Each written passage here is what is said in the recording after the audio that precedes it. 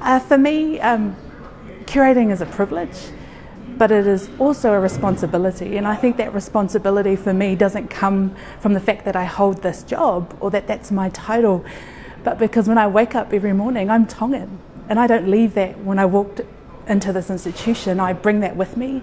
It shapes my perspective, it shapes my world. It means the language becomes that much more important.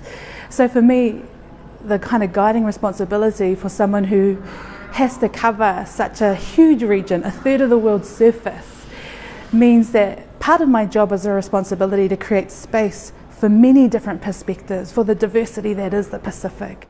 I guess when I think about the art world at the moment, it seems to me there's a massive amount of movement, and there are huge currents, huge influences, an incredible weight of international content and energy flowing all over the planet. But I guess when I think about something like the Pacific, where we live, and in Oceania, as a curator making work using local artists, but also using Indigenous artists, it seems to me one wants to almost forget about that sort of energy that's everywhere and think, well, what is the concentration or the essence? What is the something that exists that comes out of this reality, this history, this cultural history, this character that we have? My thinking around Indigenous curating relates to the importance of the term Indigenous and the idea that a concept like Indigeneity can be an empowering one.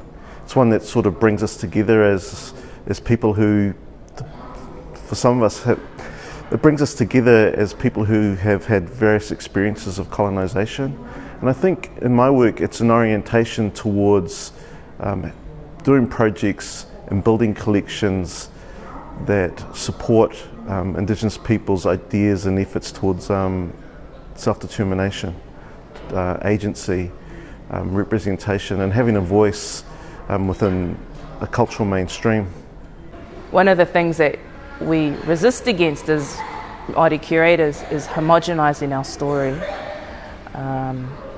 is falling back into the old ethnographical and ethnological trap of saying this is the Māori way of being, when in actual fact our mission should be these are the multiple ways of being, these are the conflicting and contradictory ways of viewing what it is to be Māori today, what it is to be Māori in the future. So as an Indigenous curator in this museum, I try to make it my role to open up space and to hand over authority to other people so that they can tell their stories on their own terms.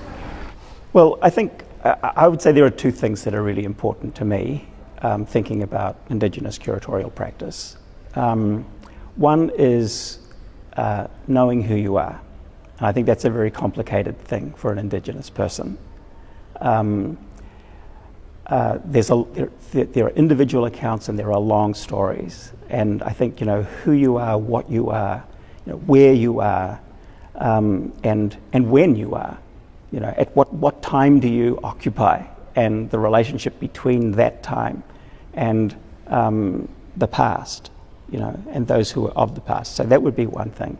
The other would be the kind of expansiveness of what being an Indigenous person means, that it embraces relationships with people and collections and exhibition opportunities that are all over the globe. And I think that expansive outward-looking approach to how one communicates the idea of indigeneity is very important.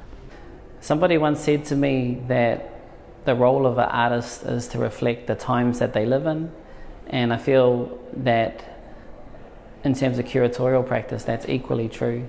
And as Indigenous artists, curators, or people working with Indigenous cultures and museums, I think it's important that we are being active in the stance that we're taking, that we're not just passively recording histories, but actually being active in saying something about the world that we live in.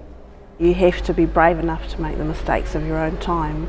So it's really that thing of stepping up and I suppose taking a position or drawing a line in the sand and being brave enough to kind of stand next to it. So for me, curating is about that too. It is about being brave enough to make the mistakes of your own time, because it's really your analysis of something. It's not, you're trying to illuminate something within somebody's practice that perhaps hasn't been seen before. Galleries and museums are contested knowledge spaces because they're places where Indigenous curators have to constantly negotiate and reconcile between differing knowledge systems. So to me, reclaiming cultural knowledge and maintenance of cultural practices is a form of liberation in the context of art galleries and museums.